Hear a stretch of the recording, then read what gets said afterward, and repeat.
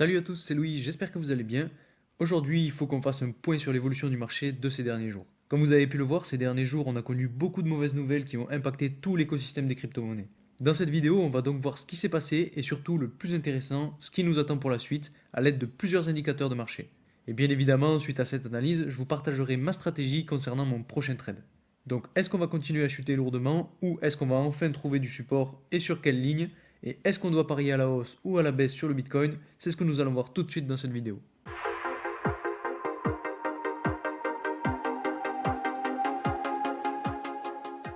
Donc la vidéo se fera en deux parties. La première sera donc une analyse du Bitcoin et de ses évolutions, parce que comme vous le savez, c'est vraiment la crypto qui drive globalement le marché. Puis dans un second temps, on ira voir ce que nous indiquent les différents indicateurs pour nous faire une idée plus précise de ce qui pourrait arriver pour la suite. Et comme d'habitude, avant de commencer cette vidéo, pour ceux qui ne me connaissent pas, je m'appelle Louis, je fais des vidéos sur toutes les thématiques qui tournent autour de la crypto-monnaie, que ce soit les NFT, les metaverse, le gaming ou encore les nouvelles technologies. Sur cette chaîne, on parle aussi finance et investissement, donc si ces thématiques vous plaisent, n'hésitez pas à vous abonner et surtout à activer la petite cloche pour ne rater aucune de mes vidéos. Au passage, je vous rappelle que je ne suis pas un conseiller en investissement, toutes les informations que je vous donne en vidéo sont simplement à but de divertissement et ne concernent que mon avis personnel, donc faites toujours bien vos propres recherches avant d'investir dans quoi que ce soit. Ceci étant dit, on va aller directement voir la courbe d'évolution du Bitcoin. Comme je disais, on va rester sur cette courbe pour analyser le marché et essayer de comprendre comment et à quel moment il pourrait rebondir. Donc dans un premier temps, on va essayer d'analyser le long terme avec des chandelles hebdomadaires, puis on ira ensuite plus dans le détail avec des chandelles journalières. Donc si on regarde la courbe avec des chandelles hebdomadaires, la chose la plus importante à regarder, et qui est aujourd'hui encore un peu rassurant, c'est que le prix n'est pas encore venu toucher sa ligne de support à environ 18 000 $. Si vous suivez mes vidéos, on avait déjà parlé de cette énorme ligne de support qui commence en novembre 2020 avec le premier support, et donc juste avant la grosse montée du bull run qu'on a connue juste après. Et pour ceux qui ne l'ont pas vu, je vous la mets en haut à droite. Et finalement, ce n'est pas tout car cette ligne est venue nous supporter sur toute la période de calme entre juin 2022 et environ octobre 2022. Donc sur un intervalle hebdomadaire, pour l'instant, on n'est pas encore venu toucher cette ligne de support, donc on peut potentiellement s'attendre à encore un petit peu plus de baisse sur le marché pour atteindre les 18 000 $ sur le Bitcoin. Et surtout, n'hésitez pas à me dire en commentaire ce que vous pensez de cette analyse. Peut-être que vous avez une autre vision des choses sur l'intervalle hebdomadaire, et ça me ferait plaisir de savoir ce que vous en pensez. Passons maintenant à l'analyse de la courbe sur du plus court terme, et pour cela on va passer sur un intervalle journalier. Donc sur cet intervalle, on a déjà un petit peu plus de choses à voir. Dans un premier temps, ce qu'il faut regarder, c'est que le prix est venu toucher quasiment au dollar près la ligne de résistance située à environ 25 200 $. Et cette ligne de résistance a bien fait son travail puisqu'elle a bien rejeté le prix. Et c'est simple, depuis qu'on est venu toucher cette ligne, on n'a eu que du mouvement à la baisse avec un enchaînement de mauvaises nouvelles. Ensuite, on a eu un petit espoir de rebond sur cette ligne de tendance qu'on pourrait tracer environ comme ceci. Si je me base sur les mèches de chandelle, on aurait pu avoir un petit rebond aux alentours des 22 400 $. D'ailleurs, vous voyez que cette ligne de tendance a quand même pas mal fait son boulot puisqu'on a eu un petit support à ce niveau-là. Et finalement, cette ligne de tendance ne s'est pas avérée assez forte. Avant de passer à une analyse plus précise, si on regarde rapidement le RSI, on voit qu'il est assez bas en ce moment, il est à la limite sur les 30. Donc d'un côté c'est assez bon signe car ce sont à ces moments-là qu'il est préférable de se positionner, mais d'un autre côté il faut quand même faire attention car il se peut qu'il descende encore plus bas.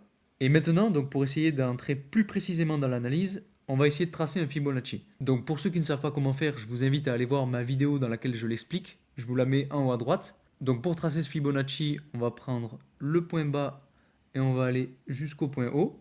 Donc vous voyez, je l'ai tracé sur toute la dernière montée qu'on a eue depuis le 20 novembre 2022 jusqu'à fin février 2023. Et donc ce Fibonacci va nous permettre de trouver potentiellement une nouvelle ligne de support.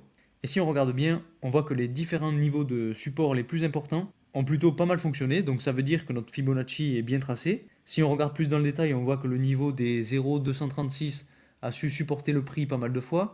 Le niveau des 0,382 a lui aussi pas mal supporté le prix. Et enfin, le niveau des 0,5 a lui aussi été un bon support. Mais finalement, ces différents supports n'ont pas su faire rebondir suffisamment le prix. Donc actuellement, on est un petit peu en dessous des 0,5, comme vous le voyez ici. Et on va donc potentiellement venir toucher le niveau des 0,618. Ce sera selon moi un gros niveau de support sur l'intervalle journalier. Donc si j'essaie de tracer la suite, on aura potentiellement dans un premier temps une chute vers le niveau des 0,618, puis un potentiel rebond.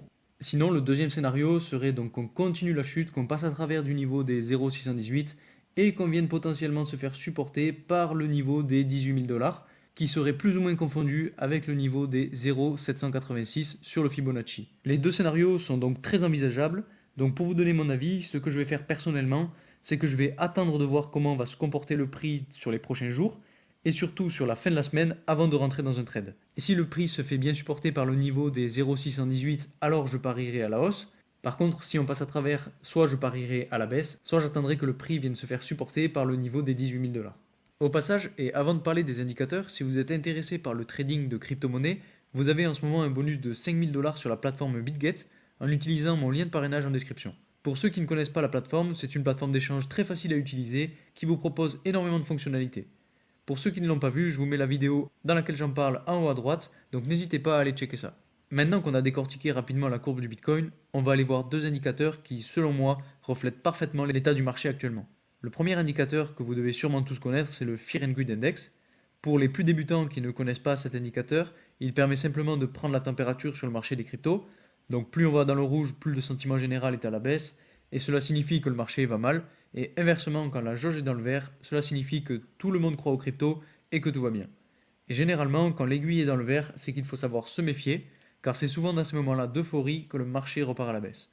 Si on regarde bien, aujourd'hui, on voit que cet indicateur est repassé dans le rouge, et ça s'explique par la grosse chute qu'on a connue de ces derniers jours. Donc d'un côté, ça fait mal car on est en pleine chute, mais d'un autre, ça représente toujours une bonne opportunité pour recharger. En tout cas, de mon côté, c'est ce que je fais. Dès que je vois une baisse comme celle-ci, j'en profite pour acheter. Le deuxième indicateur dont je voulais vous parler, c'est celui-ci. C'est un graphique que j'aime beaucoup et dont on a déjà parlé sur cette chaîne. Pour ceux qui ne connaissent pas ce graphique, il retrace l'évolution du prix du Bitcoin depuis sa création et découpe chaque cycle de 4 ans en plusieurs phases. Les différentes phases du marché sont illustrées avec différentes couleurs, comme vous pouvez le voir. Et ce qui est très important à voir, c'est qu'aujourd'hui, on se trouve dans la phase la plus intéressante du marché pour réinvestir. Alors bien entendu, ce n'est pas un conseil en investissement, faites bien attention dans quoi vous investissez, mais c'est vrai que pour l'instant, ce graphique ne s'est pas trompé. En plus de ça, vous le voyez, il découpe la courbe d'évolution du prix en plusieurs cycles. Ces cycles sont délimités par les halvings et sont représentés par les lignes verticales bleues que vous avez ici, ici, ici et encore ici. Et en gros, à chaque fois qu'on a un halving, on a le début d'un nouveau cycle, et ça tous les 4 ans environ. Et si on regarde ce qui nous intéresse plus particulièrement, c'est-à-dire le cycle dans lequel on se trouve, on remarque qu'on est encore à environ 1 an du prochain halving. Vous voyez, on a encore tout ce chemin-là à parcourir. Il nous reste encore donc une phase de stagnation à passer durant cette année 2023 avant de connaître un nouveau bull run. Et c'est pourquoi je vous disais qu'il faut savoir profiter de cette année de calme pour se construire un nouveau portefeuille solide et faire de gros gains en 2024. Pour ceux qui n'ont pas vu la vidéo, je vous la mets en haut à droite de l'écran.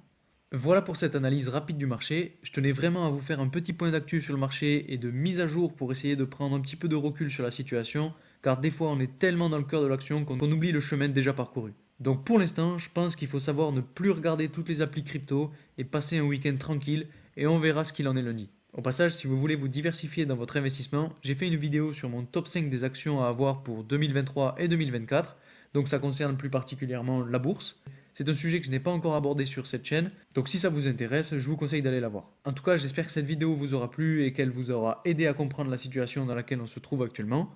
Si c'est le cas, n'hésitez pas à mettre un like, ça fait toujours plaisir, ça aide à soutenir la chaîne, mais aussi à vous abonner et à mettre en commentaire si vous voulez que je continue à faire ce type de vidéo. Merci encore pour votre soutien et moi je vous dis à très vite pour une nouvelle vidéo. Salut!